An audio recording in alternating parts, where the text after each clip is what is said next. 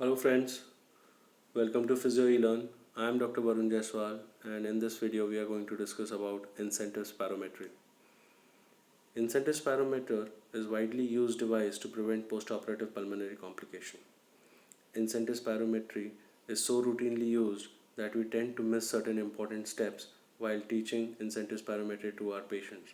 Also in this video, I'm going to give a brief about evidence base of incentive spirometry and clinical practice guidelines given by American Association of Respiratory Care. So let's get started. It was first introduced by Bartlett and Edwards in the year 1973 to incentivize deep breathing. Incentive spirometer is one of the perioperative respiratory care strategies to prevent and treat pulmonary complications. It mimics natural sigh mechanism. We all know sigh mechanism prevents microatelectasis in the lungs. Incentive spirometer also based on the same theory. While performing incentive spirometry, patient has to take sustained maximal inspiration. This point is very important. Patient has to take sustained maximal inspiration. Patient will inhale a predetermined flow or a volume and sustain the inflation for at least 5 seconds. So as you can see in the images, there are two types of incentive spirometer: flow oriented incentive spirometer and volume oriented incentive spirometer. So in flow oriented incentive spirometer, it is made up of hollow clear plastic which has interconnected chambers.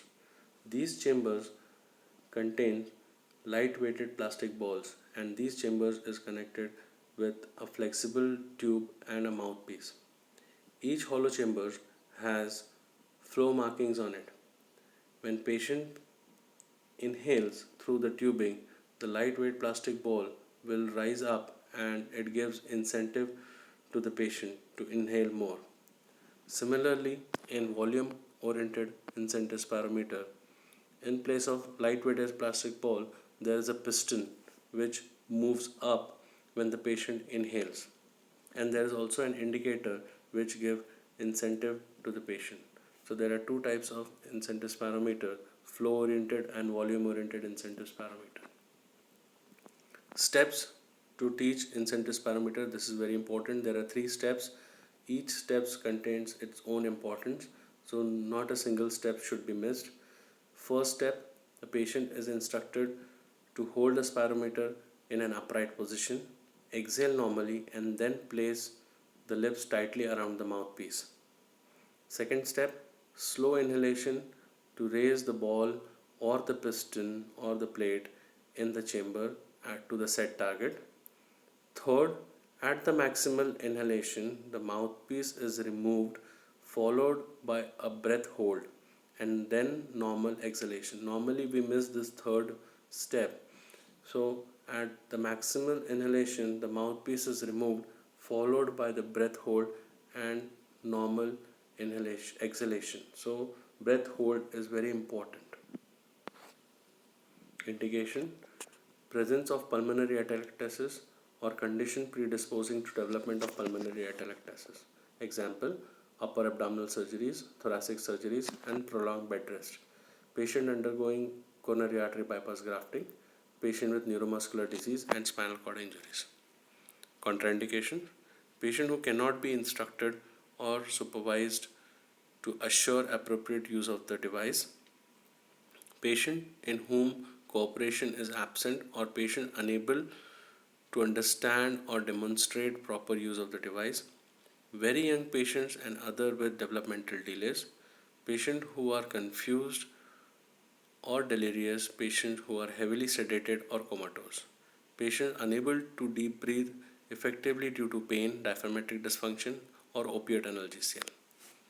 Now, most important point is frequency. How many times the patient should perform incentive spirometry. So there are recommendations from the clinical trials which have been performed. So there are 3 recommendations. First is 10 breaths every 1 or 2 hours while the patient is awake. Second recommendation is 10 breaths 5 times a day. And the third recommendation is 15 breaths every 4 hourly. So you can choose any one of the recommendation and you can prescribe it to your patients. Now, choice of the device. Which device you should choose, flow oriented or volume oriented? So the research says that volume oriented incentives parameter are frequently associated with low imposed work of breathing and large inspiratory lung volume than flow oriented incentives parameter. So incentives parameter with low additional imposed work of breathing might be more suitable for post-operative respiratory training. So here they have clearly said that volume-oriented incentives parameter should be preferred over flow-oriented incentives parameter.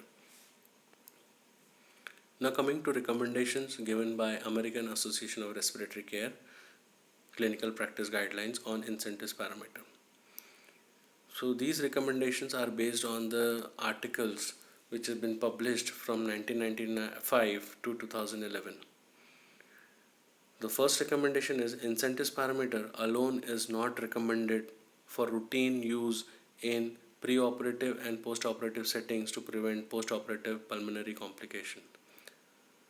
So what they say here is incentives parameter should not be used alone in routine use.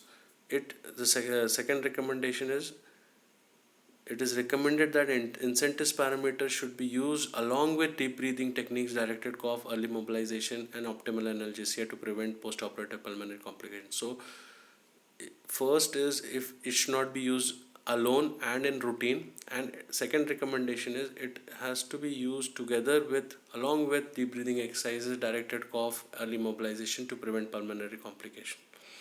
Third recommendation, it is suggested that deep breathing exercise provide same benefit as of incentives parameter in preoperative and postoperative settings to prevent pulmonary complication, postoperative pulmonary complication. So even if the patient is not affording to buy the incentives parameter or the availability of incentives parameter is not there, then simple deep breathing exercise will give similar benefit to the patient. Fourth recommendation, routine use of incentives parameter to prevent atelectasis in patient with upper abdominal surgery is not recommended. Similarly, the fifth recommendation, routine use of incentives parameter to prevent atelectasis in coronary artery bypass grafting surgery is not recommended. So there should not be routine prescription of incentives parameter in upper abdominal surgery and coronary artery bypass grafting. The physiotherapist should use their clinical judgment while prescribing incentives parameter in these patient population. The last recommendation, it is suggested that the volume oriented device to be selected as an incentive parameter device. So here we come to the end of this video. Hope I have cleared many points regarding incentives parametry. And if you like this video, you can like, share, and subscribe my channel, and also share with your friends. Thank you so much.